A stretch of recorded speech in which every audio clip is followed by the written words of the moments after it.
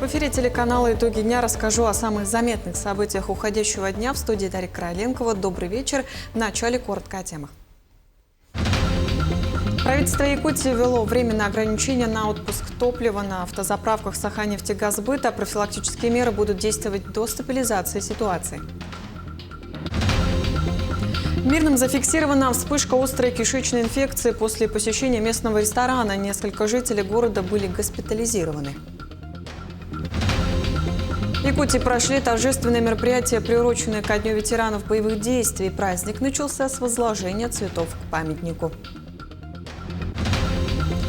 Завершилось подведение итогов республиканского конкурса «Лучшие товары Якутии» в Нерюнгринском районе. Узнаем подробности о победителях. В Якутске стартовал 17-й фестиваль «Летний позитив». Масштабные многогранные мероприятия направлены на летнюю занятость. Правительство Якутии ввело временное ограничение на отпуск топлива на автозаправках Саханнефтегазбыта. Профилактические меры будут действовать до стабилизации ситуации с нефтепродуктами в стране. В приоритетном порядке по обеспечению топливом являются объекты социальной инфраструктуры, экстренные и коммунальные службы, общественный транспорт и сельскохозяйственные производители. 24 июня текущего года на заседании Федерального штаба под руководством заместителя председателя правительства Российской Федерации Александра Новака Якутии определен приоритетный объем поставок нефтепродуктов.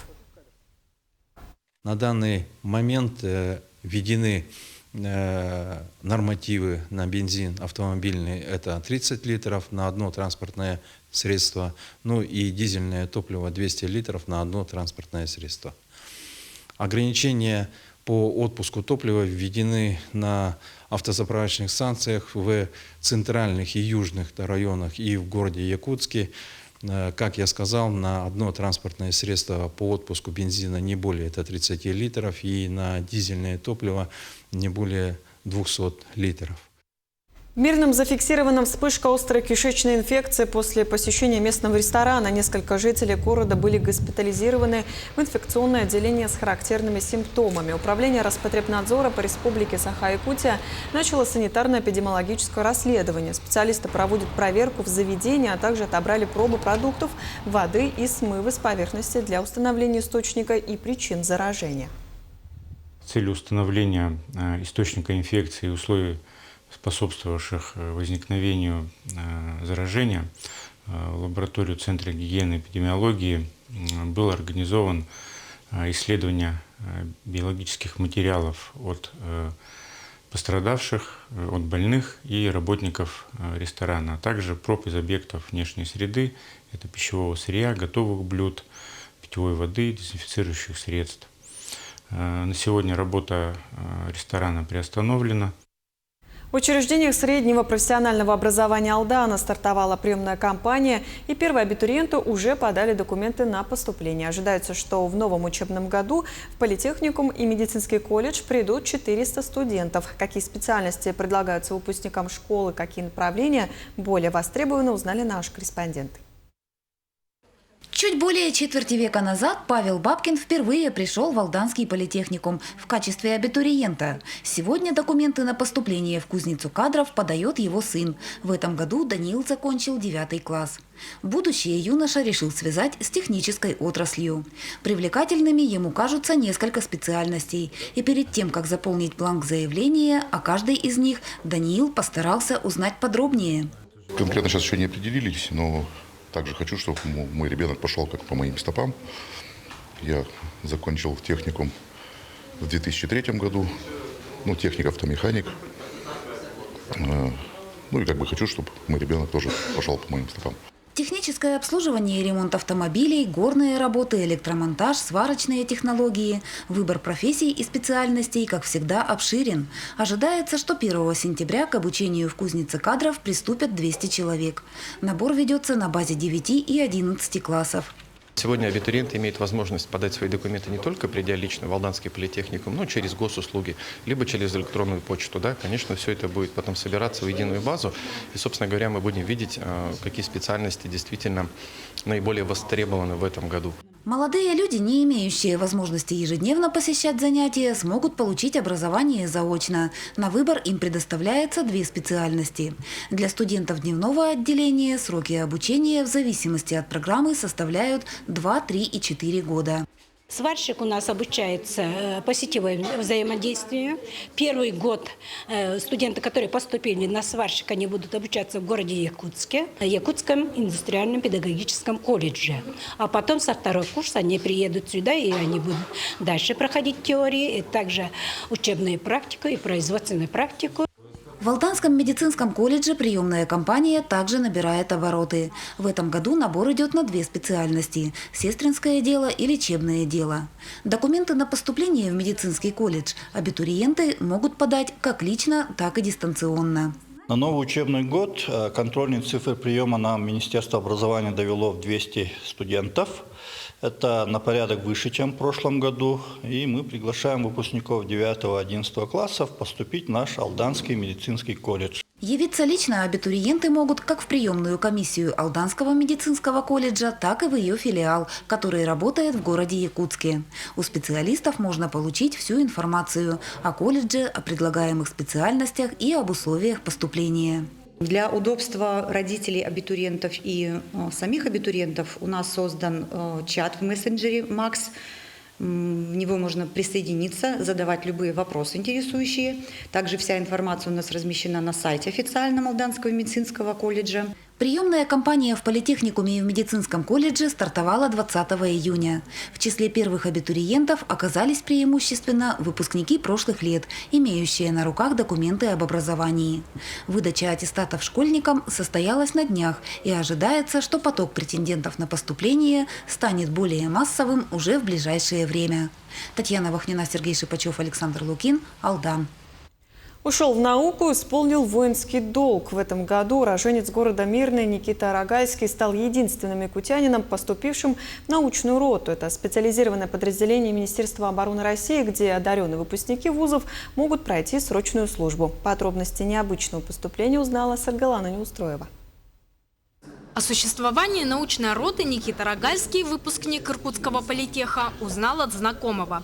При этом в вузе о подразделении никто не слышал, поэтому за подробной информацией парень обратился в интернет. Узнал о сайте mil.ru, перешел в раздел «Научная рота», там есть полный список документов, что вам надо. Также оттуда скачал анкету, которую нужно было заполнить для поступления. На протяжении всех 5 лет обучения Никита вел активную исследовательскую деятельность. Выпустил свыше 10 статей, а средний балл его диплома больше 4.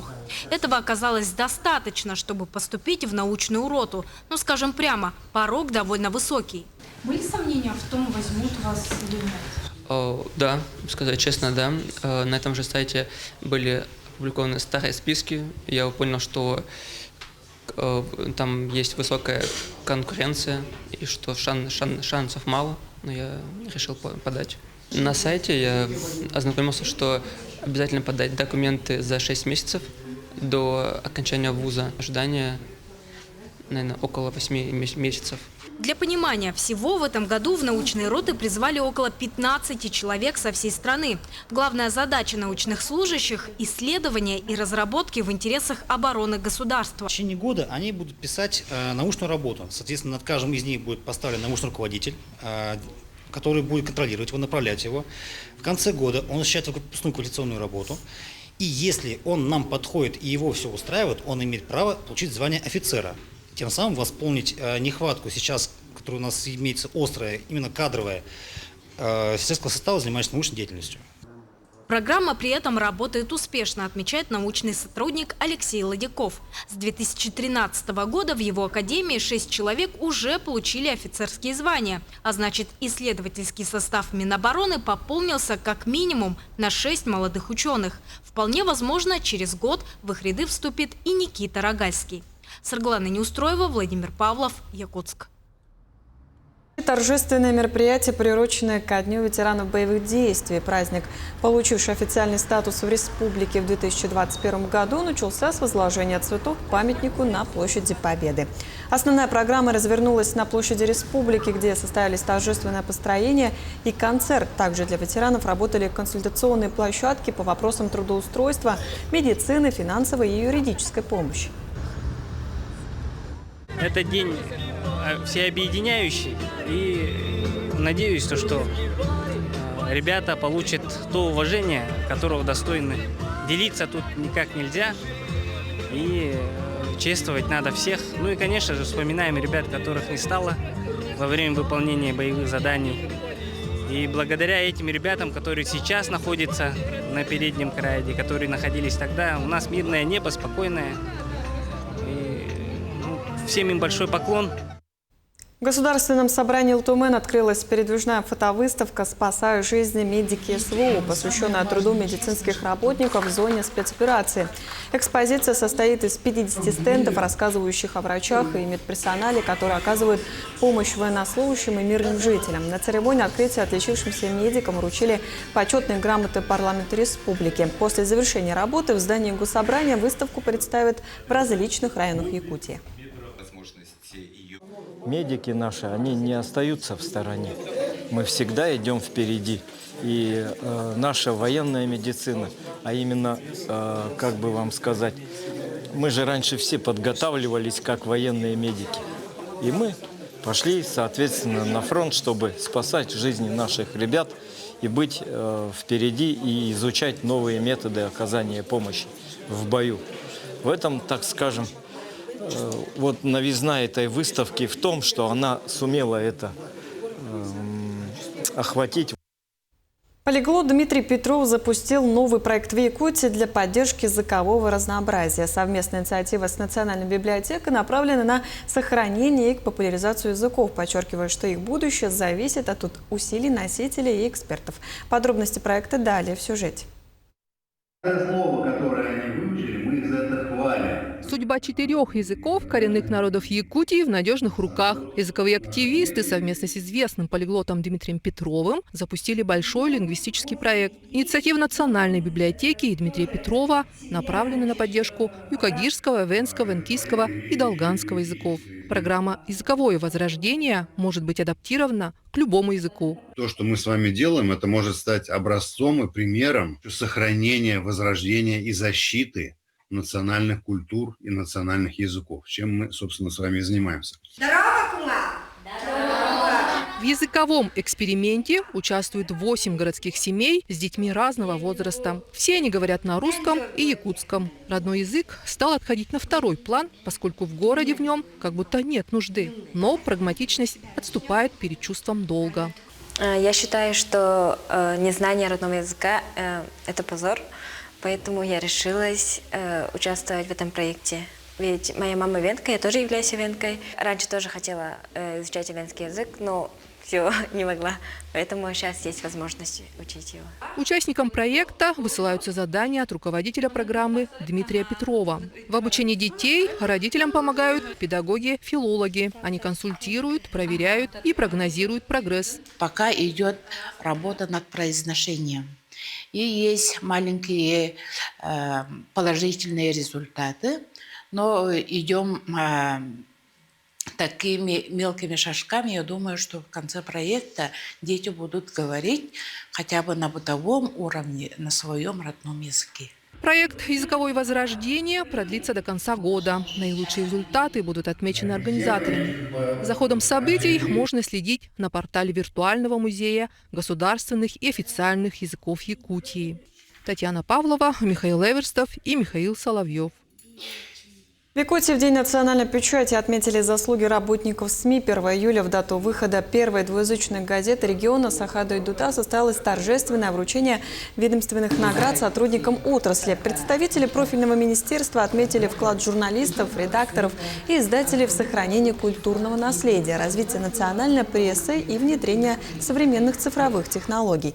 Праздник традиционно объединил ветеранов отрасли и молодых специалистов, подчеркнув преемственность поколений в медиасфере. Этот день, День национальной печати, был учрежден указом главы республики Арсения Сергеевича Николаева в 2020 году. Это послужило основой развития, в том числе и поддержки отрасли печати Сегодня с утра у нас были мероприятия по возложению цветов к памятнику Василию Васильевичу Никифорову, Калюмниру. Это основоположник якутской печатной деятельности республики, начиная с 1907 года. ИСЭХ Аланхо пройдет с 3 по 5 июля на священной земле в селе Кобяй. Подготовка к масштабному событию вышла на финишную прямую. Строительство ключевых объектов завершено. Сейчас ведутся оформительские работы и генеральные репетиции. В торжественных церемониях открытия и закрытия задействуют более 1000 местных жителей и творческие коллективы из разных районов Якутии. На участие в конкурсной программе уже заявились представители 30 муниципальных образований. Всего в рамках ИСЭХа запланировано более 40 предприятий, включая состязания аланхасота, фольклорные конкурсы и национальные спортивные игры. В рамках ИСЭХа Аланхо будут проводиться более 40 разных конкурсов, состязаний, которые будут охватывать именно наши национальные традиции, национальные игры, национальную культуру. ИСЭХ является нашим духовным богатством, которое объединяет всех жителей нашей республики. Завершилось подведение итогов республиканского конкурса «Лучшие товары Якутии», который проводится ежегодно с 1999 года. В этом году Нерюнгринский район на конкурсе традиционно представляла творческая мастерская Неру Резко, в очередной раз представив на суд жюри изделия высокого уровня. В мастерской побывала наша съемочная группа. За 7 лет мастерская Неру Резко неоднократно становилась лауреатами и победителями различных региональных и всероссийских конкурсов туристических сувениров. И благодаря этому о Южной Якутии знают далеко за пределами республики. Вообще Неру Резко в Нерюнгринском районе, в городе Нерюнгри, это такая семейная мастерская, которая визитная карточка для города. Ребята молодцы, развиваются, невзирая ни на что. Приятно, когда семья работает именно в таком узком кругу, тем более промысел народный. Поэтому для нас такая история развития предпринимательства, пусть в небольшом таком формате, но тем не менее мы гремим на всю Россию. Для участия в конкурсе «Лучшие товары Якутии» были выбраны уже знакомые нерюнгринцам сувениры. Один из них – копия священного дерева Аллук-Маас, установленного на обрядовой поляне в местности Таастах во время республиканского ИСЭХа Аланхо в прошлом году. Здесь много этапов было. Самое главное, самое основное – это проведение в нашем районе главного праздника Республики Саха-Якутия ИСЭХ Аланхо в 2025 году. К нам обратились Управление культуры. Был разработан проект поляны Таастах, и это дерево у нас было в масштабе, и нужно было разработать, во-первых, 2-метровое дерево, которое мы тоже сделали. И после этого мы решили сделать маленькую копию, чтобы каждый, кто приедет в Нерюнгринский район, мог с собой взять символ Нерюнгринского района. Еще одним конкурсным изделием стала карта республики, выполненная из дерева в оригинальном оформлении с использованием местных природных материалов. Это у нас карта Якутии на подложке из ягеля. Здесь есть описание как раз. И она идет в таком чехле, вставляется туда. Как пришла идея? У нас был сувенир, кусочек ягеля, это наш нерюнгринский мох. И подумали, решили, что попробовать сделать карту Якутии именно на ягеле, чтобы она была такая зелененькая, красивенькая. Компетентное жюри высоко оценило работу нерюнгринских мастеров, что принесло в мастерской дипломы лауреата первой степени в номинации «Изделия народных и художественных промыслов». Сейчас мастерская Неру Резко, как победители регионального этапа, готовится представить свои изделия на всероссийском конкурсе программы «100 лучших товаров России». И в случае победы мастерская получит право размещать логотип «100 лучших товаров России» на своих изделиях. Иван Лазаренко, Андрей Гаянов, Нерюнгри. В Национальном художественном музее Якутии открылась выставка к столетию журнала «Чолбон». Экспозиция «Образы Чолбон» объединила более 50 живописных полотен и скульптур, посвященных вековому юбилею старейшего издания республики. В церемонии открытия приняли участие сотрудники и ветераны редакции. Выставка выстроена вокруг тем личности, книжной графики и эпоса Аланхо будет доступна для посетителей со 2 июля по 2 августа. Когда мы строили экспозицию, мы исходили от названия журнала, потому что Чолбон в переводе на якутский язык оно означает планету Венеру, планету символ вообще мировой культуры, мировом искусстве, красоты, вдохновения. Поэтому, исходя из этого, мы постарались построить проложить путь от истоков литературы и до современных интерпретаций, но не раскрывая прям хронологию исторически, а через смысловые векторы. В Якутске стартовал 17-й фестиваль «Летний позитив». Масштабное и многогранное мероприятие направлено на летнюю занятость, социализацию и творческое развитие молодого поколения. Участниками стали дети и подростки, которые попали в трудную жизненную ситуацию. Подробнее расскажет Арина Сотникова. Торжественная церемония открытия состоялась на спортивной площадке второй школы. Участников поприветствовали представители окружной администрации и Министерства внутренних дел. Организаторы придумали целый месяц соревнований, игр и общения, чтобы каникулы запомнились не тревогами, а радостью. Сегодня у нас открытие традиционного летнего фестиваля под таким же названием «Летний позитив», когда мы собираем детей, состоящих прежде всего на учете, и совместно с МО МВД России Якутская, совместно с нашим детским подростковым центром организуем им очень интересную летнюю занятость.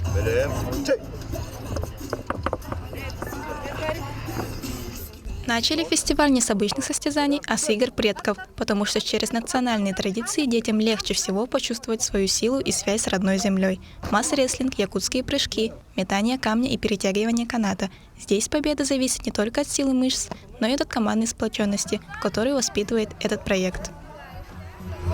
Так как мы всегда это начинаем после игр Дыгына, весь народ, все ребята, горожане увлечены именно играми Дыгына, поэтому оно передается, и мы вот эту хорошую традиционную эстафету берем на себя и проводим среди наших ребят города Якутска.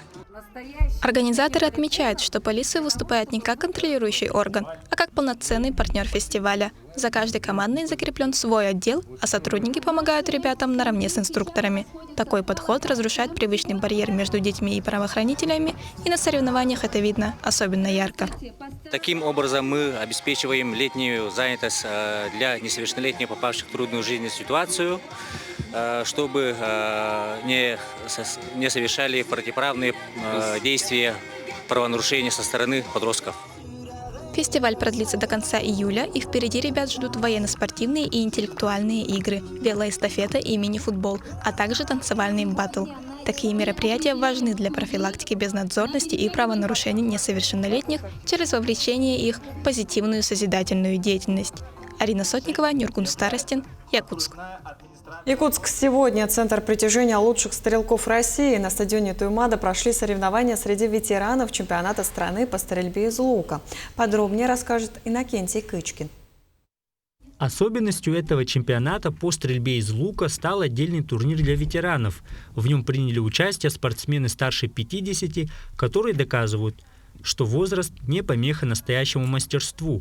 Состязания проводились в стрельбе из классического и блочного лука.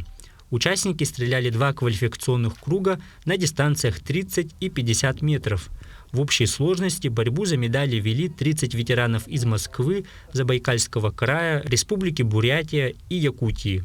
Спортсменам дается 6 серий, в каждой серии они делают 6 выстрелов. Максимальная, так как у нас дистанция 50 и 30 метров, это 10, наименьшее это 5 очков. Представитель Забайкальского края, Батоев Бадма, мастер спорта международного класса, Соломонов Дмитрий из Москвы, тоже мастер спорта международного класса. И представители нашей республики, которые являются мастерами спорта Советского Союза и России. За соревнованиями наблюдали ветераны спорта, в том числе Мария Алексеева, одна из первых якутянок, выполнившая норматив мастера спорта по стрельбе из классического лука. Она отметила важность регулярных занятий физической активностью.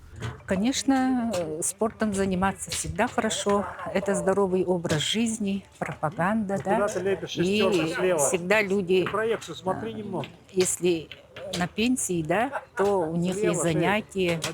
Ага. И для здоровья, конечно, это очень хорошо. Чтобы, между прочим, это стрельба из лука. Это такой вид спорта, где надо думать, сосредоточиться. Вот. Это очень помогает, если человеку много лет, да, сосредоточиться и еще всегда быть в тонусе. На дистанции все решают доли секунды и миллиметры. Ветер, освещение и даже небольшое изменение температуры, любые внешние факторы могут повлиять на траекторию стрелы. По итогам соревнований наибольшее количество призовых мест завоевали спортсмены из Якутии. Из гостей золото получили Алексей Хвостиков из Ханты-Мансийского автономного округа, Надежда Бадмацеренова из Забайкальского края и Дмитрий Соломонов из города Москвы. Занимаюсь очень давно. Занялся еще в детстве, потом был большой перерыв, потом вернулся в 2010 году. И до сих пор продолжаю стрелять из лука. Подготовка... Да я всегда тренируюсь, каждый день, по 2 тренировки в день. Вот. Основная подготовка была время, перепад во времени. Поэтому приходилось где-то за недели 3 вставать в 4 утра в Москве и уже в 6 тренироваться. Организация очень хорошая, волонтеры хорошо работают, судьи, все на хорошем уровне. Да. Сейчас соревнования проходят в активной фазе. Позади квалификационные раунды, впереди самые напряженные этапы и яркие индивидуальные матчи среди других участников. Иннокентий Кычкин, Джулустан Иннокентьев, Якутск. Таким увидели этот день наши корреспонденты. Ну а я с вами прощаюсь. Всего доброго и до встречи в дальнейших эфирах.